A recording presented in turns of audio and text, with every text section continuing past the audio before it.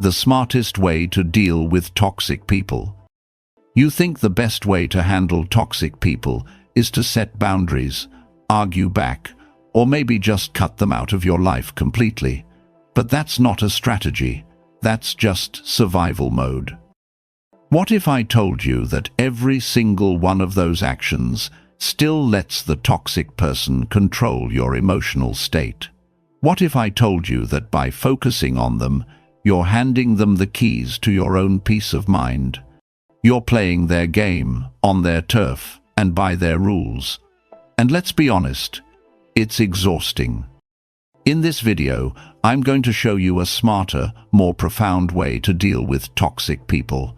It has almost nothing to do with them, and absolutely everything to do with you. We're going to build a level of inner strength so deep, a fortress of the mind so strong, that their behavior becomes completely and utterly irrelevant. This isn't about surviving them, it's about making them obsolete in your emotional world. The survival trap. IG. Why common advice keeps you stuck. Let's be real, you've probably tried it all.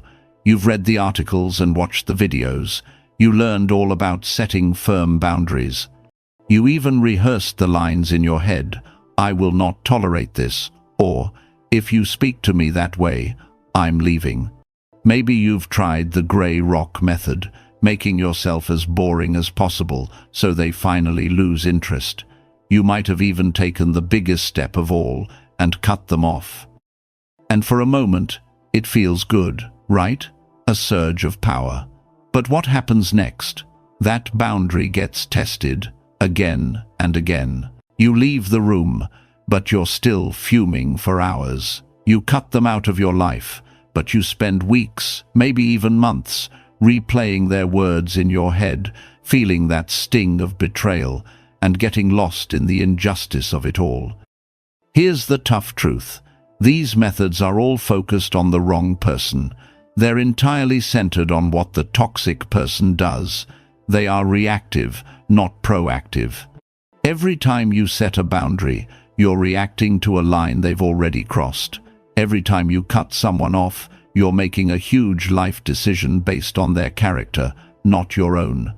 You are still letting them write the script. You're in a constant state of defense, a perpetual survival mode, just waiting for the next attack. It's like living in a house with a leaky roof. You can run around putting buckets everywhere to catch the drips. Those are your boundaries, but you're still living in a house with a leaky roof. The real problem hasn't been solved. Toxic people feed on your reaction, your anger, your frustration, your hurt. That's their fuel. When you get angry, they win. When you get flustered, they win. When you dedicate your precious mental energy to building defenses against them, they win. They are still living in your head, rent-free. The constant stress of managing them, policing boundaries, and cleaning up the emotional mess drains your energy, your creativity, and your peace. The common advice treats the symptom, but it never, ever cures the disease. And the disease isn't the toxic person. It's the power you unknowingly give them over you. 5. The great reframe. From managing them to mastering you. Right now, you might be thinking, so what am I supposed to do? Just let them walk all over me? Absolutely not. In fact, we're going to do the opposite. We're going to make it so they can't even get close enough to try.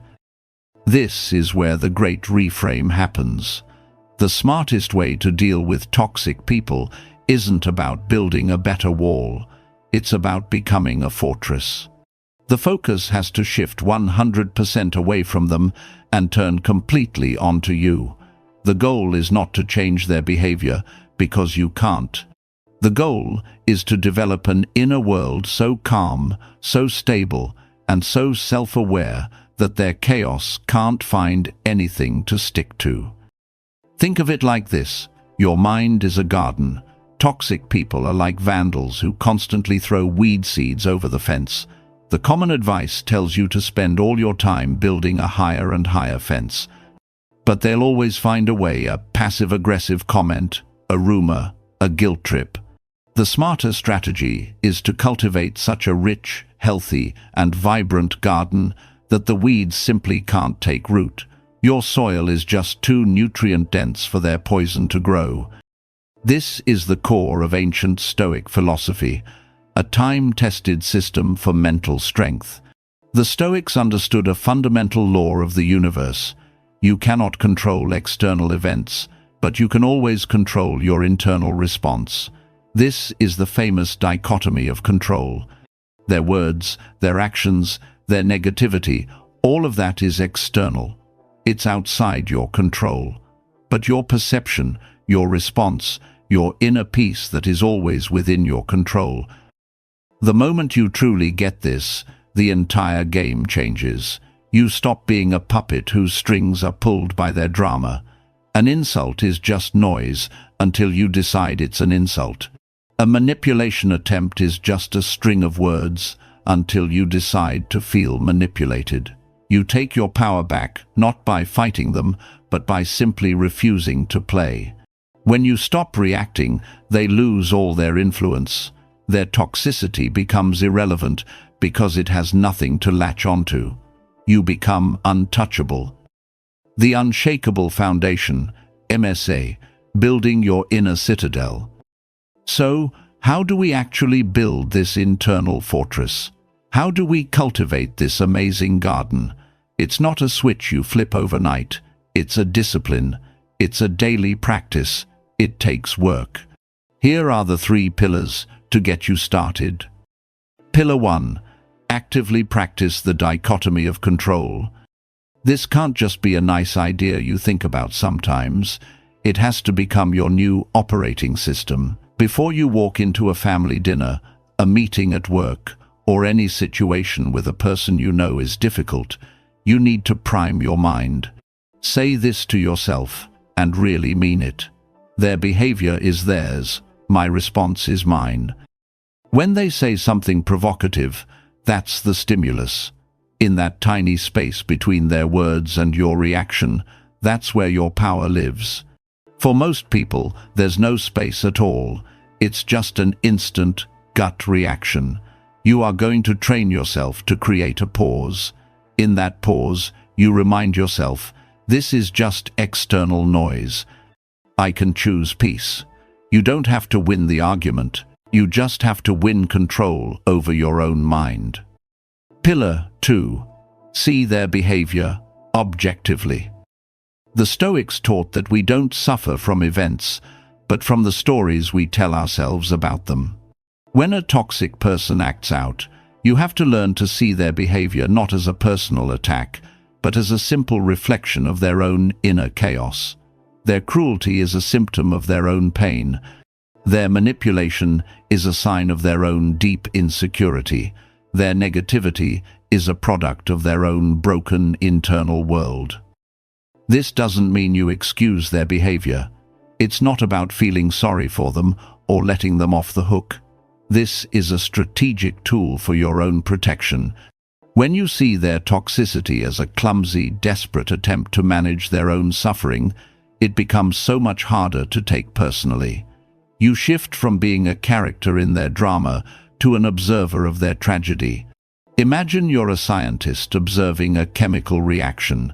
You don't get angry at the chemicals, you just observe their properties and note the outcome. You need to become the scientist of your own interactions. Observe their behavior, note how credible it is, and detach from it emotionally. Pillar 3. Cultivate an observer's mindset. To actually use the first 2 pillars, you need to be self-aware. You have to know what your emotional triggers are before someone else pulls them. The best tools for this are journaling and mindfulness. At the end of each day, take just 5 minutes to journal. Write down any interaction that threw you off balance. What was said? How did it make you feel in your body? What was your gut reaction? By writing it down, you drag the unconscious into the light. You start seeing the patterns. Oh, whenever they bring up my job, I feel my stomach tighten. and I get defensive. Now you know. You've identified a trigger. You can prepare for it. Mindfulness or meditation is the gym for this mental muscle. Just 5 minutes a day of focusing on your breath teaches you to observe your thoughts without getting swept away by them. You learn to see a thought of anger pop up and just let it float by, instead of grabbing onto it and letting it spiral. This is how you build that crucial pause between stimulus and response we talked about. In that quiet space, you'll find your freedom. This is a journey, and we're all in it together. So, I want to hear from you. In the comments below, tell me which of these 3 pillars you're going to focus on first. Is it practicing the dichotomy of control, seeing their behavior objectively, or cultivating your observer's mindset? Sharing your focus not only helps you commit to it, but it helps everyone else in this community feel less alone on their own path. And if you're finding this shift in perspective valuable, make sure you subscribe, because we're just getting started. Advanced Techniques 18. Forging an Unbreakable Mind. Once you've laid the foundation, you can start using some more advanced techniques. These are the tools that won't just protect you, but will actually help you grow stronger from these difficult encounters. Technique 1. The View from Above. This is a powerful visualization practice used by the Stoic emperor Marcus Aurelius. The next time you feel yourself getting dragged into some small, petty drama, I want you to mentally zoom out. Imagine you're floating above the room. Now float higher, seeing the whole building. Go higher still, until you can see your entire city, then your country, then the beautiful curve of the earth.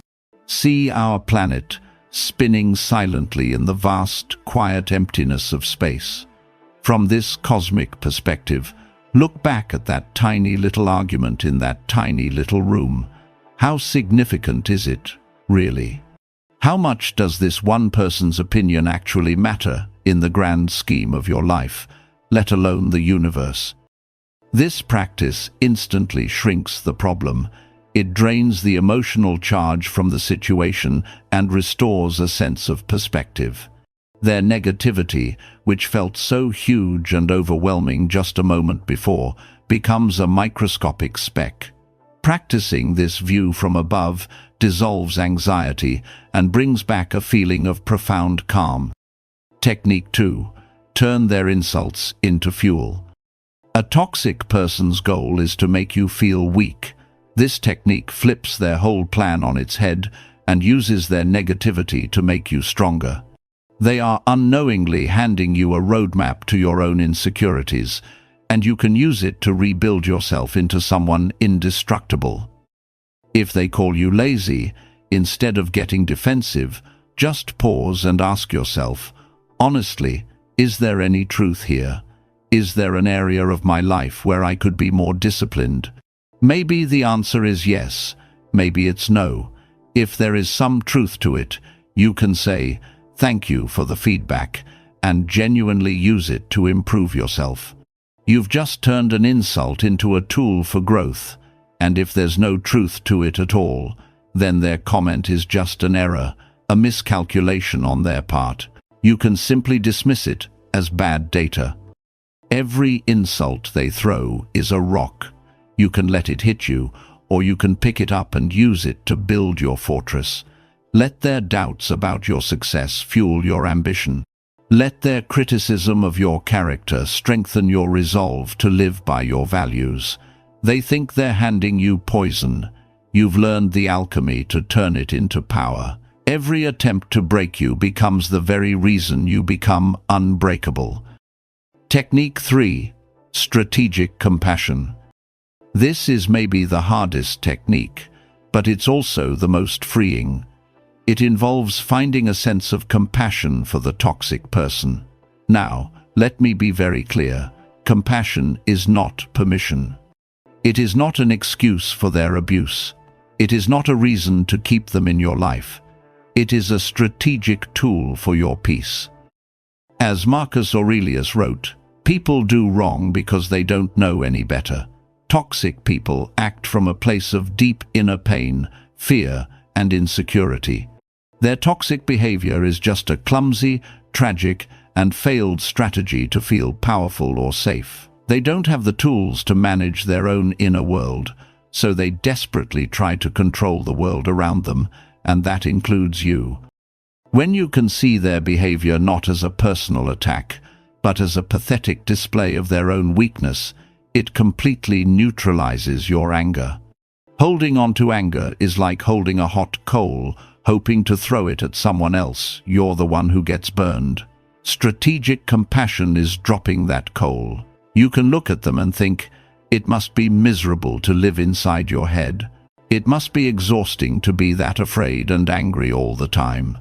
This viewpoint lets you detach, not with coldness, but with a kind of sad, distant pity. It frees you from the chains of resentment and hatred, which only ever harm you. The final liberation, MTA, the power of true irrelevance. When you practice these principles day in and day out, something amazing starts to happen. You just stop thinking about them. You stop bracing for the next encounter. You stop wondering what they'll do next. Their toxic behavior, which used to feel like a Category 5 hurricane in your mind, becomes nothing more than a gentle breeze you barely even notice. This is the final liberation. It's not about winning. It's not about getting an apology or seeing them get what they deserve. You realize you don't need any of that. You don't need closure from them because you've learned how to give it to yourself. Their approval is irrelevant. Their criticism is irrelevant. Their very existence in your emotional landscape becomes irrelevant. You reach a state of true inner peace that doesn't depend on them changing at all. It depends only on you being you, strong, centered, and free. You are no longer surviving them. You are simply living your life, and they are just a background character in a story that is now, finally, all about you. Conclusion. For years, you've been told the solution is to manage the outside world, to build walls, set boundaries, and go to war. But the smartest way, the only way to truly win, is to forget the war and build a kingdom inside yourself. It starts by shifting your focus from their behavior to your response. It's built on the foundation of controlling what you can, seeing things objectively, and observing your own mind. And it's perfected when you learn to see the bigger picture, transform their poison into your power, and find a strategic compassion that finally sets you free. You don't owe anyone a reaction. You owe yourself peace. Build the fortress inside you, and you will find that you were never really trapped with them. They were just a test on your path to becoming unshakable.